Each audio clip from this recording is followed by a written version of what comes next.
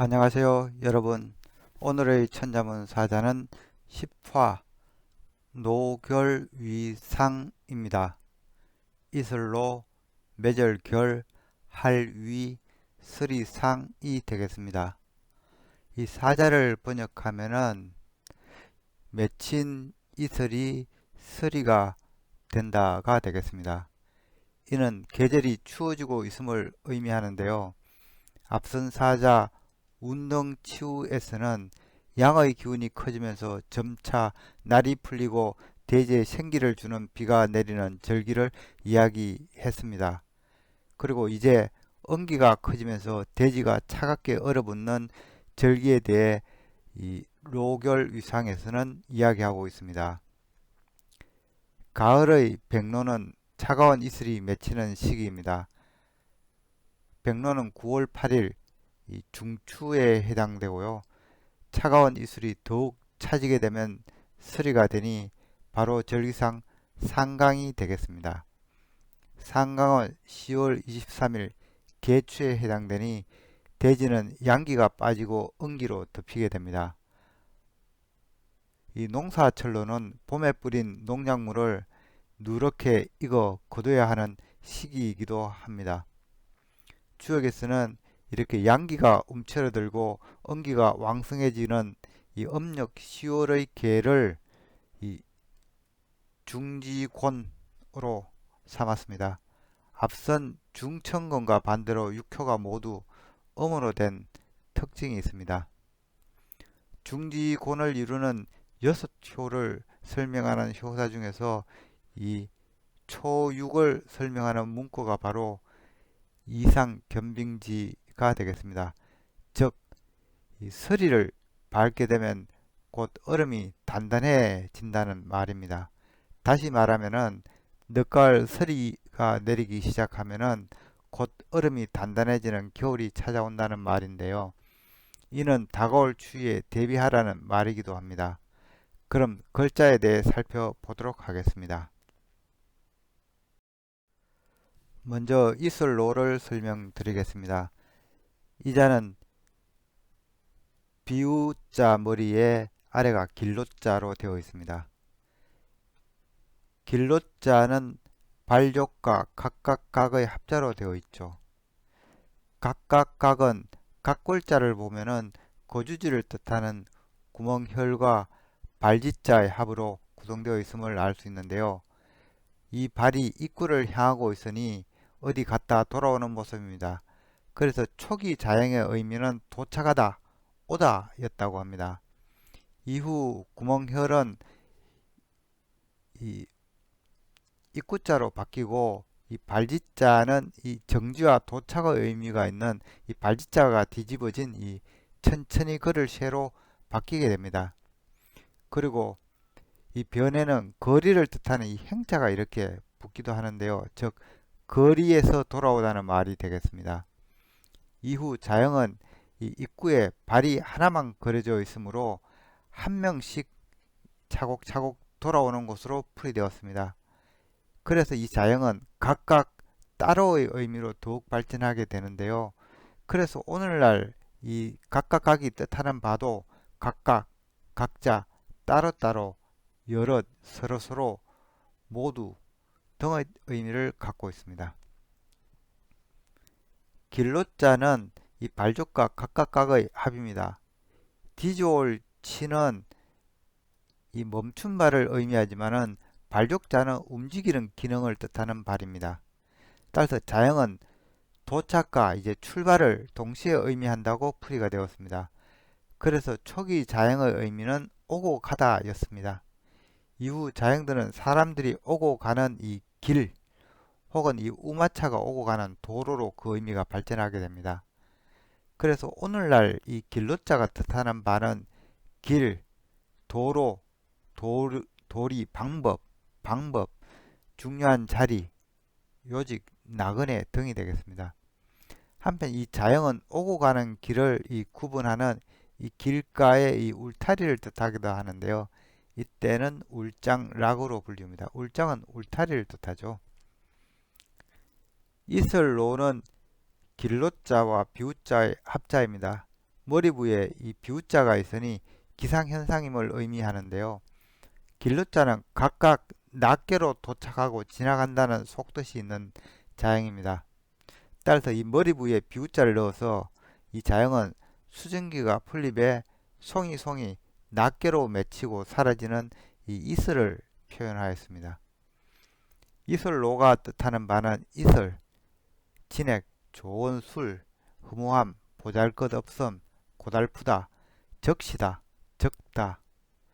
이 이슬로가 허무함을 뜻하게 된 것은 아침 해가 뜨면은 풀잎에 맺힌 이슬이 소리 없이 사라지는데 기인합니다. 다음 자는 매절결입니다. 이 자는 실사자의 기라이기를 합자입니다. 이 실사자의 각골자는 세살을 꼬아 만든 실을 그리고 있습니다. 사실 이 자는 매우 가는 꼬치실을 꼬은 명주실이라고도 하는데요. 영어 실크도 중국음 서에서 기원한 거라는 말이 있는데 따지고 보면 우리말 실이 실크와 더 가까운 발음이 아닌가 싶기도 합니다. 이렇게 실사자가 단독으로 하나만 있는 경우는 간언실멱으로 부르죠. 이 간언실멱은 실 또는 이 적은 숫자의 의미가 있습니다. 그리고 이 실사자가 간언실멱이 두 개가 있는 것이 실사자죠. 그래서 이 자는 단독으로는 이렇게 두 줄 형태로 쓰이지만은 변에 올 때는 한 줄 형태가 이 멱자 형태로 적고 있습니다. 따라서 이 변에 있는 이 멱자는 대부분 멱이 아니고 실사자가 되겠습니다. 이 실사자가 뜻하는 말은 실 또는 명주실, 가는 물건, 적다, 조금 등이 되겠습니다. 기랄기는 원래 남성의 이 생식기를 의미했다고 합니다. 각 골자를 보면은 이 버섯이 그려져 있고 아래 입구자가 있습니다. 버섯은 남성의 생식기를 뜻하고 아래 입구자는 여성의 것을 말합니다. 근문에서는 이 버섯은 사라지고 이 남자, 건장한 남자 성인을 뜻하는 이 선비사로 바꿔 표현하게 되면서 오늘날의 사용으로 다듬어졌습니다. 그래서 이 자는 곧 이 남자와 여자의 결합 또는 이 음양의 화합을 뜻하게 됩니다. 그래서 자양의 의미는 이 혼인, 첫날 밤, 음력, 초하루 등의 다양한 뜻을 갖고 있습니다. 또한 음양-오행 사상에서 보면 음양의 균형과 화합은 매우 길하다는 의미를 갖고 있는데요. 그래서 자양에는 행복하다, 경사스럽다, 상스럽다, 길하다, 훌륭하다, 아름답다 등으로 다양한 뜻을 갖고 있습니다. 또 다르게 해석하는 경우도 있는데 이거는 각골자 이건 버섯이 아니고 위패로 보고 입구자는 이 위패의 충문을 없는 것으로 해석해서 제사를 지내는 것으로 보기도 합니다. 오늘날 길이 의미하는 바는 길하다, 운이 좋다, 상스럽다, 좋다, 훌륭하다, 아름답다, 착하다, 행복, 혼인, 제사, 음력, 초하루 등이 되겠습니다. 매절결은 실사자와의 매절결은 이 실사자와 이 결합의 의미가 있는 이 길의 합자입니다. 즉 실을 결합한다는 말이 되는데요. 자형은 실, 건, 새끼줄 그리고 밧줄 등의 연결을 의미합니다. 자형은 이 낱개로 된 것을 일직선상으로 이렇게 연결하는 것 말고도 하나로 이렇게 뭉치는 것까지 의미합니다. 오늘 이 매절결이 뜻하는 바는 맺다, 모으다, 묶다, 매다, 꾸미다, 이 다지다, 엇갈리게 하다, 이 막다, 엉기다 등입니다. 또한 상투의 의미도 있는데요. 이는 머리카락, 작은 머리카락들을 하나로 묶고 올리는 것이 이 자형의 이 표현과 일치하기 때문입니다. 이때는 상투계로 불리웁니다. 참고로 우리네 이 패백에는 이 청실, 홍실이 등장하죠. 보통 실타래가 올라가면은 장수를 뜻하기 때문에 애기 돌상에 올리는 실타래는 장수를 뜻합니다. 하지만 결혼식 패백의 이 청실, 홍실은 부부의 인연을 묶는다는 의미입니다. 여기서 청과 홍은 남녀를 상징하는데요. 따라서 이 매절결의 이 자연풀이와 이 청실, 홍실은 그 맥이 일치합니다. 청실, 홍실의 기원은 중국입니다. 당나라 이복언이 지은 속현괴록에 따르면은 위고라는 인물이 달빛 밝은 밤에 낯선 노인을 만났는데 그 노인은 청실, 홍실을 묶고 부부의 연을 맺어주는 신선이었다고 합니다. 이후 부부의 연을 맺어주는 그 노인을 이 월하 노인이라고 칠하면서 우리나라에도 전해지게 됩니다. 김시섭의 금오신화에 이를 각색한 버전이 있죠.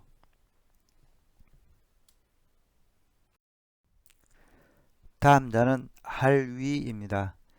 이 자는 변형이 되어 알기가 좀 힘들지만은 사실은 이 손톱조와 코끼리상의 이 조합입니다.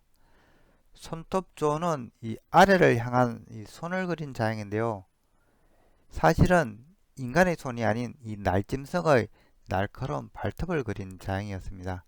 날카로운 발톱으로 사냥감을 움켜쥐는 발을 의미하는데요. 그래서 손톱조는 무언가를 통제하다, 다스리다는 속뜻이 있습니다.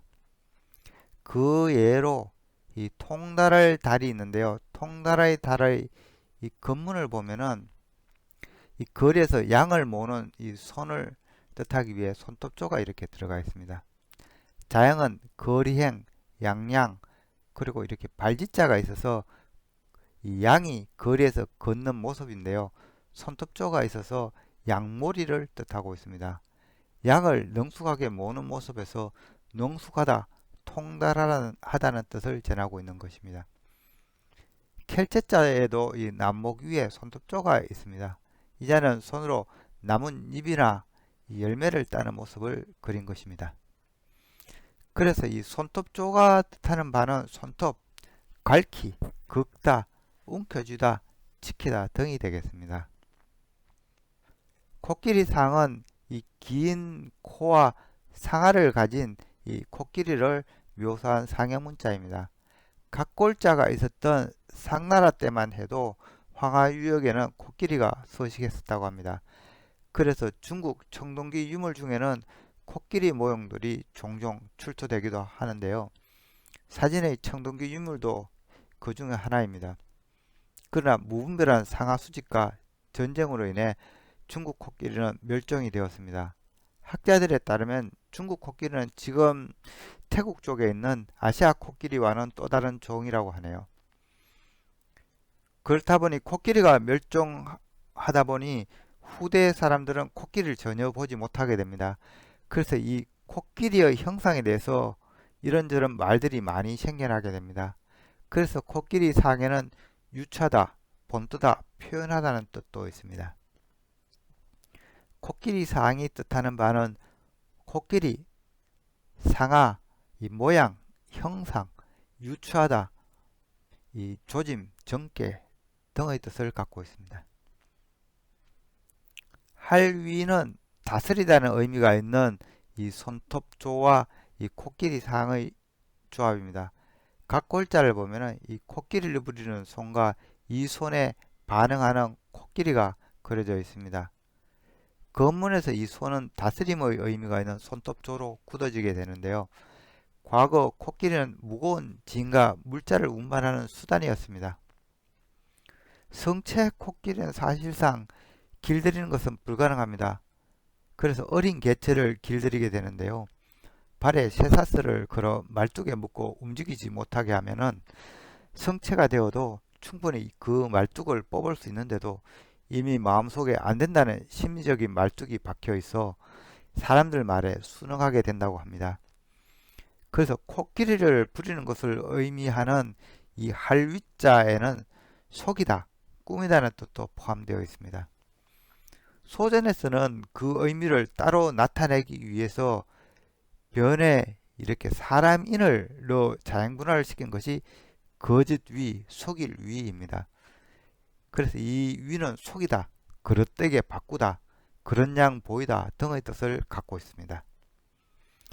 마무리하자면 이 할위는 코끼리를 부려서 일을 하는 것을 그린 자양이니 기본적으로 일을 하다는 뜻을 갖고 있습니다. 그래서 할리가 뜻하는 바는 하다, 위하다, 다스리다, 되다, 생각하다, 배우다, 속이다, 꾸미다 등의 다양한 뜻을 갖고 있습니다. 오늘의 마지막 자는 서리사항이 되겠습니다. 이 자는 기상을 의미하는 비우자에 서로사항이 결합되어 있습니다. 서로사항의 각골자형은 눈목자와 나무목의 이 합으로 목재를 살피는 모습을 그리고 있습니다. 그래서 각골자형에서 이 눈의 위치는 나무의 위, 아래, 좌우에 자유롭게 배치되어 있습니다. 건물에서 눈은 이 우측 방에 고정이 되었으며 아래 두의자가 들어있는 자형도 있습니다. 두의자는 반복의 의미로 사용되므로 이 나무를 세심히 살핀다는 의미를 전달한 것입니다. 그래서 자형의 원래 의미는 자세히 살피다 였습니다. 살피다는 의미는 자세히 보다, 생각하다는 의미로도 발전이 되는데요. 또한 옆에서 이렇게 살펴보다는 해석에서 이 보조하는 사람을 뜻하기도 합니다. 그래서 자형에는 시중 드는 사람, 정성, 도움, 보조의 의미도 있습니다. 자형은 이 나무의 고든 모양과 이 재질을 살펴보는 이 모습을 그린 것이므로 이 바탕, 모양, 형상이란 뜻도 있습니다. 이 사진은 화재로 소실된 국보 1호 숭례문을 복원하기 위해 벌목된 이 금강송을 신흥수 대목장이 살피는 사진이라고 합니다. 목수가 궁궐을 지을 때 가장 중요시 했던 일이 이 기둥에 설 튼튼한 나무를 구하러 산을 헤매는 일이었다고 합니다. 특히 곱고 오래도록 썩지 않는 이 금강송은 나라에서 특별히 관리하던 나무였기도 했습니다. 또한 상은 이 나무를 보며 이 기원하는 이 모습으로 해석하기도 하는데요. 예로부터 거목을 모시는 신신앙은 마을마다 있었습니다. 아직도 마을을 지키는 당산나무에 해마다 제를 지내는 마을이 있기도 합니다.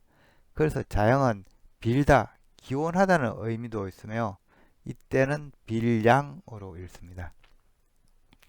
그렇지만 이 자형은 점차 서로 마주하고 있다는 해석에서 서로라는 뜻으로 널리 사용하게 되죠.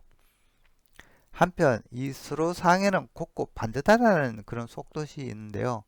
이는 목수가 재단할 나무를 반듯한지 살핀다는 해석에서입니다. 반듯하다는 의미로 이 구성자로 사용된 자형으로는 이 상자 사항이 있습니다. 재료를 뜻하는 대죽과 반듯하다는 서로상의 조합입니다. 대죽 자체도 곧다는 의미가 있으니 이중적인 표현으로 볼 수도 있겠네요. 서리사항은 기상현상을 의미하는 비우자와 서로사항의 합자입니다.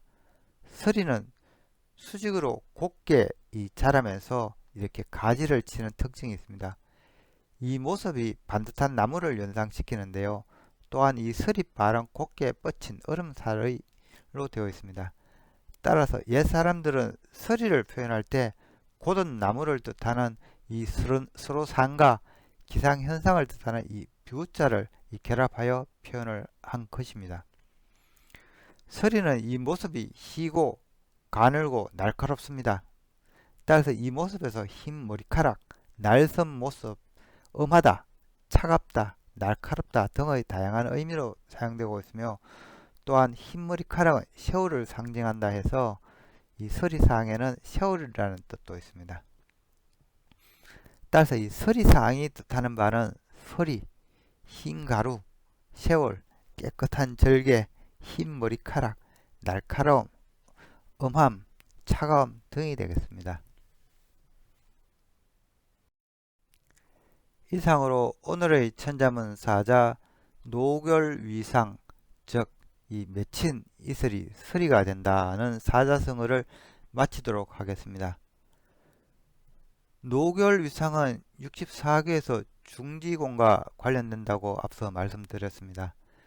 중지곤의 괴사는 이 근과 달리 좀 긴 편입니다. 한번 살펴보겠습니다. 곤, 원형이 빈마지정, 원형이 즉 크고 형통하고 이로우며 이 앞말이 곧게 가는 것이 이 곤이다. 이 앞말은 음의 성질을 가진 곤을 말합니다. 곤이 곧게 가는 말을 이렇게 이야기합니다. 군자, 유왕, 선미, 후덕, 주리. 이 군자가 가야 할 바가 있으니 선미, 앞서면 헤맬 것이고 후덕, 뒤따르면 얻을 것이니 주리, 이로움을 중시한다. 즉, 음은 양의 뒤를 따르는 것이 순리며 결실을 얻을 수 있다는 말인데요. 계절로는 양이 우시한 봄, 여름을 뒤따른 음의 계절인 가을, 겨울에 결실을 얻는다는 이치입니다. 고는 1년 절기상 입동에 해당하니 뒤에 오는 것이 1년 주기상 순리라는 말이기도 합니다. 서남, 덕봉, 이 동북, 상붕, 이 안정길. 이 서남에서 벗을 얻고 동북에서 이 벗을 잃을 것이니 이 편하고 곱고 길할 것이다. 즉, 이 후천팔계에서 이 서남이 여기 곤의 자리이며 입추입니다. 이 동북은 이 간의 자리이며 절기상 입춘이니 이 곤과 간은 상극입니다. 따라서 이 곤은 이 서남을 향하는 것이 편하고 이 곱고 길하다는 말이 되겠습니다.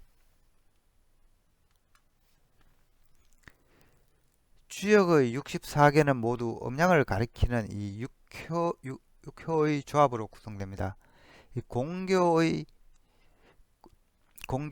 초육을 설명하기를 이상견빙지라고 했습니다. 즉 서리를 밟으면 얼음이 단단해진다는 말입니다. 이 주문항의 해설에 따르면은